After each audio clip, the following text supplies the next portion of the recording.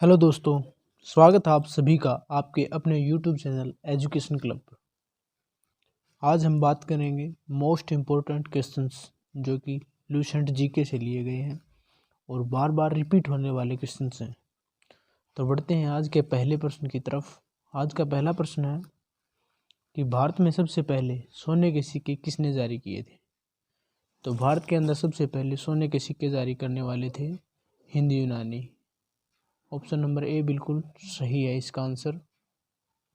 भारत के सिक्के सबसे पहले हिंद यूनानियों ने जारी किए थे भारत के अंदर। पढ़ते हैं अगले प्रश्न की तरफ। अगला प्रश्न है शक वंश जो है वो किसकी खोज में भारत आए थे।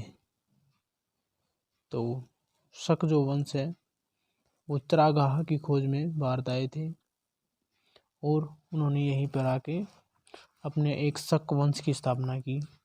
और शक वंश कहाँ से भारत आए थे, तो ये मध्य एशिया से भारत आए थे। और शक अपने राजा को या फिर शक राजा हैं अपने आप को क्या कहते थे, तो शक राजा अपने आप को अक्षत्रप कहते थे। अक्षत्रप कहते थे। तो बढ़ते हैं अगले प्रश्न की तरफ। अगला प्रश्न है रेशम बनाने की तकनीक का आविष्कार सबसे पहले कहाँ पर हुआ था। तो रेशम बनाने की तकनीक का आविष्कार सबसे पहले चीन के अंदर हुआ था। ऑप्शन नंबर सी इसका बिल्कुल सही आंसर हो जाएगा। और कागज़ भी सबसे पहले चीन के अंदर ही आविष्कार किया गया था, कागज़ का भी। तो बढ़ते हैं अगले प्रश्न की तरफ। अगला प्रश्न है गुप्त वंश का संस्थापक कौन था। तो गुप्त वंश का संस्थापक कौन था। गुप्त वंश का संस्थापक था श्रीगुप्त। श्रीगुप्त गुप्त वंश का संस्थापक था। और पुष्यभूति वर्धन वंश का संस्थापक था। वर्धन वंश या पुष्यभूति वंश का संस्थापक कौन था। पुष्यभूति। और चंद्रगुप्त मौर्य वंश का संस्थापक था। मौर्य वंश का संस्थापक कौन था। चंद्रगुप्त। बढ़ते हैं अगले प्रश्न की तरफ। अगला प्रश्न है गुप्त वंश का प्रथम महान सम्राट कौन था। तो गुप्त वंश का प्रथम जो महान सम्राट था वो था चंद्रगुप्त प्रथम। चंद्रगुप्त प्रथम ही गुप्त वंश का प्रथम महान सम्राट था। और गुप्त वंश का संस्थापक कौन था। श्रीगुप्त। कुमारगुप्त कौन था। कुमारगुप्त ने नालंदा विश्वविद्यालय की स्थापना की थी। कुमारगुप्त ने। तो इस क्वेश्चन का सी आंसर बिल्कुल सही हो जाएगा। ऑप्शन नंबर सी बिल्कुल सही आंसर हो जाएगा। चंद्रगुप्त प्रथम गुप्त वंश का प्रथम महान सम्राट था। बढ़ते हैं अगले प्रश्न की तरफ। अगला जो प्रश्न है कि कैसे पता चलता है कि समुद्रगुप्त संगीत प्रेमी था। समुद्रगुप्त के संगीत प्रेमी होने का कैसे पता चलता है, तो ये पता चलता है सिक्कों से।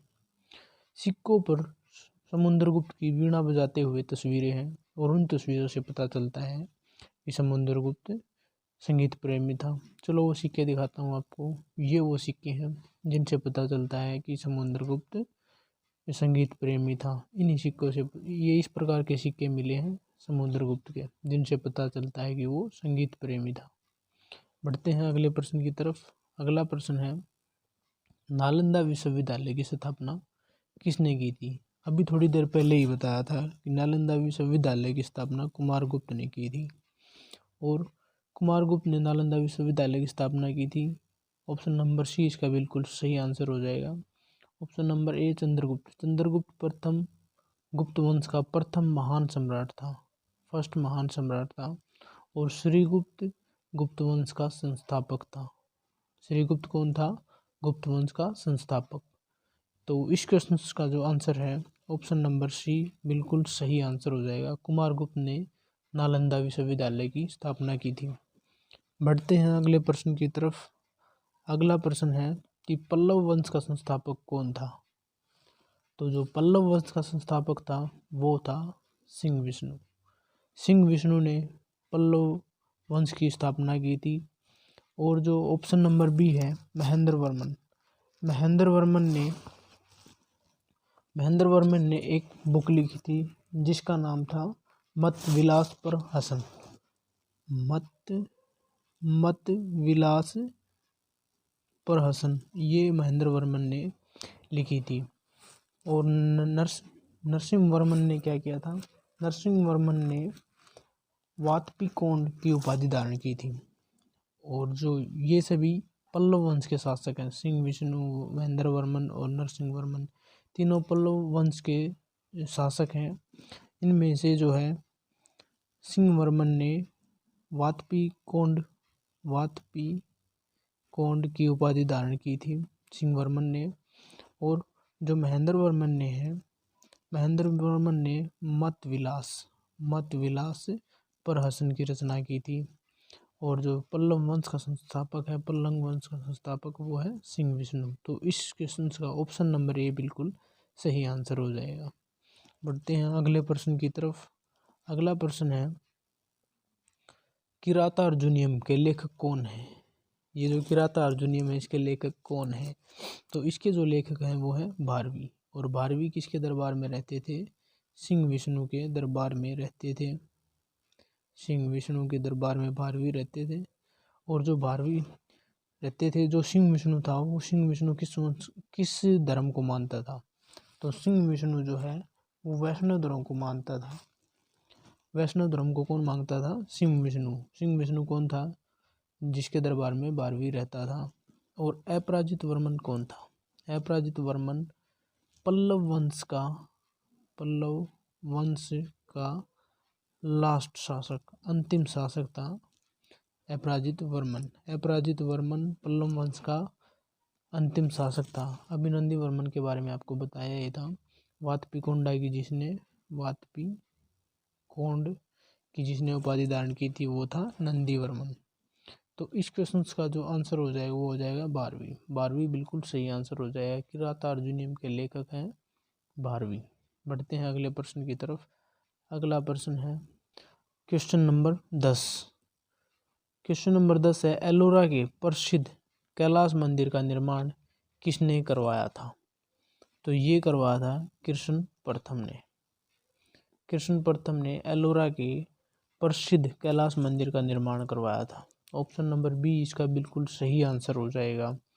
बात करते हैं दंतीदुर्ग कौन था? तो दंतीदुर्ग जो था वो था राष्ट्रकूट वंश का